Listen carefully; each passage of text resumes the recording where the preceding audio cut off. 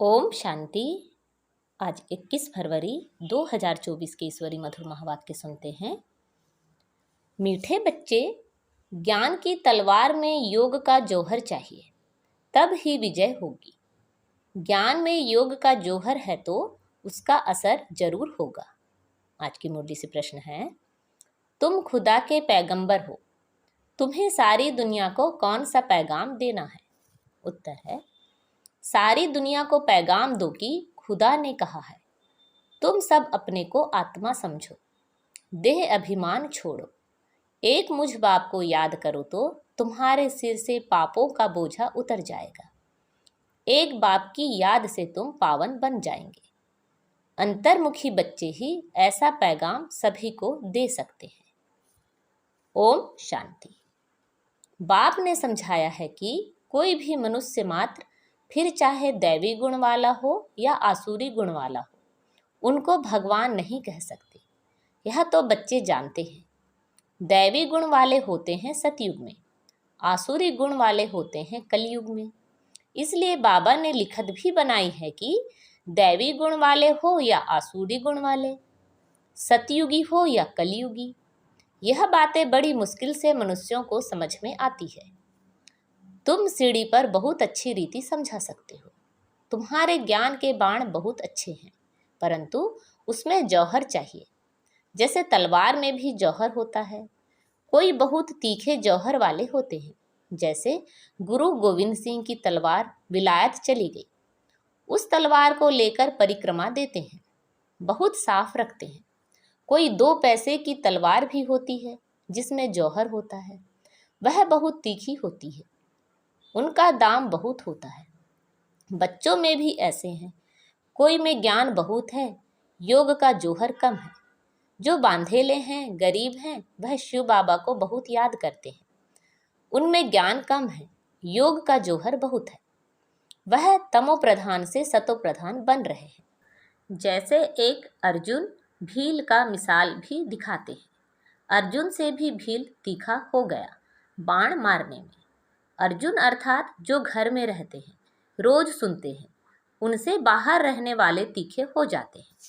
जिनमें ज्ञान का जौहर है, उनके आगे वह भरी ढोते हैं, कहेंगे भावी। कोई फेल होते हैं, वह देवाला मारते हैं तो नसीब पर हाथ रखते हैं। ज्ञान के साथ योग का जौहर भी जरूर चाहिए। जौहर नहीं तो गोया कुक्कड़ ज्ञानी है। बच्चे भी फील करते हैं, कोई का पति में, कोई का किसी में प्यार होता है। ज्ञान में बहुत तीखे होते, लेकिन अंदर खिटखिट रहती है। यहाँ तो बिल्कुल साधारण रहना है।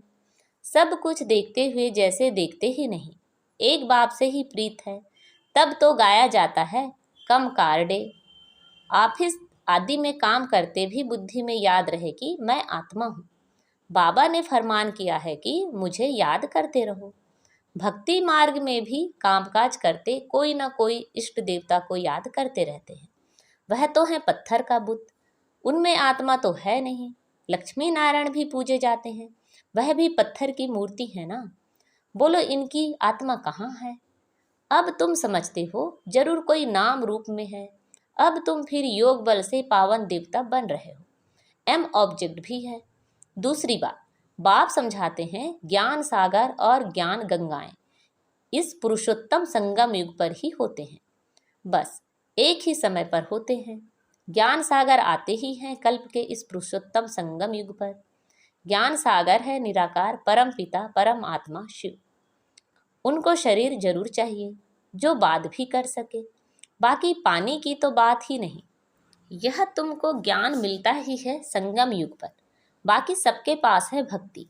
भक्ति वाले गंगा के पानी को भी पूजते रहते हैं। पतित पावन तो एक ही बाप है, वह आते ही एक बार है जब पुरानी दुनिया बदलनी है। अब यह किसी को समझाने में बुद्धि भी चाहिए, एकांत में विचार सागर मंथन करना पड़े। क्या लिखें जो मनुष्य समझ जाए कि ज्ञान सागर परम पिता परमात्मा एक शिव ही है। वह जब आते हैं, उनके बच्चे जो ब्रह्मा कुमार कुमारियां बनते हैं, वह ज्ञान धारण कर ज्ञान गंगाएं बनते हैं। अनेक ज्ञान गंगाएं हैं जो ज्ञान सुनाते रहते हैं, वो ही सदगति कर सकते हैं।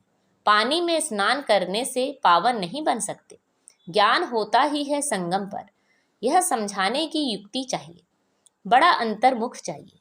शरीर का भान छोड़ अपने को आत्मा समझना है। इस समय कहेंगे हम पुरुषार्थी हैं।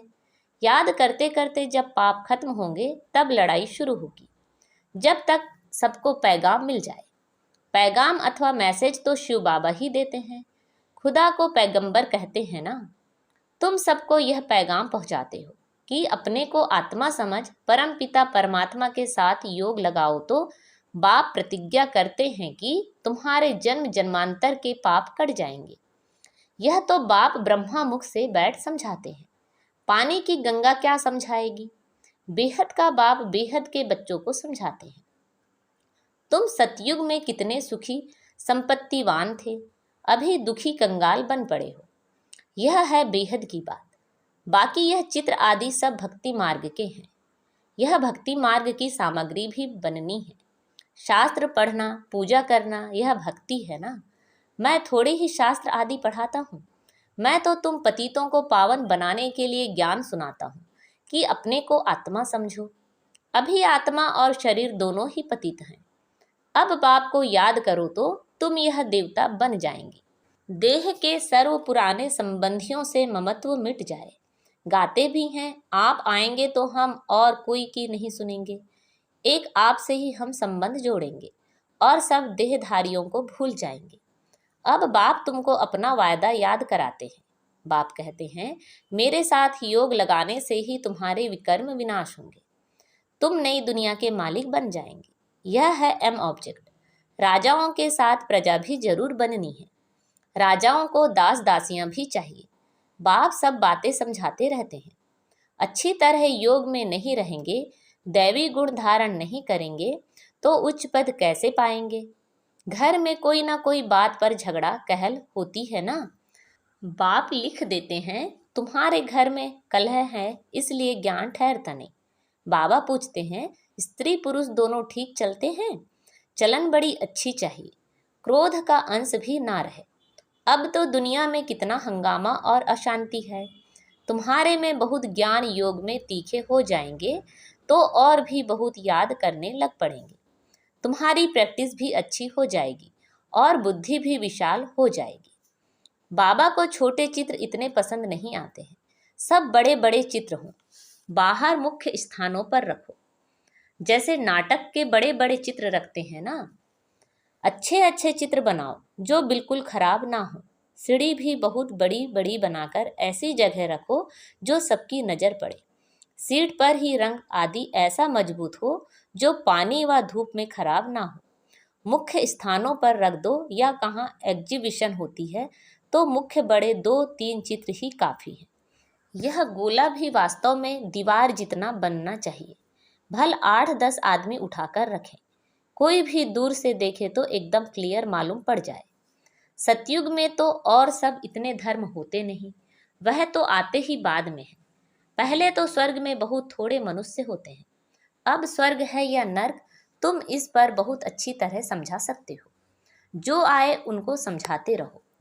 बड़े बड़े चित्र हों, कैसे पांडवों के बड़े बड़े बुत बनाते हैं। तुम भी पांडव हो ना।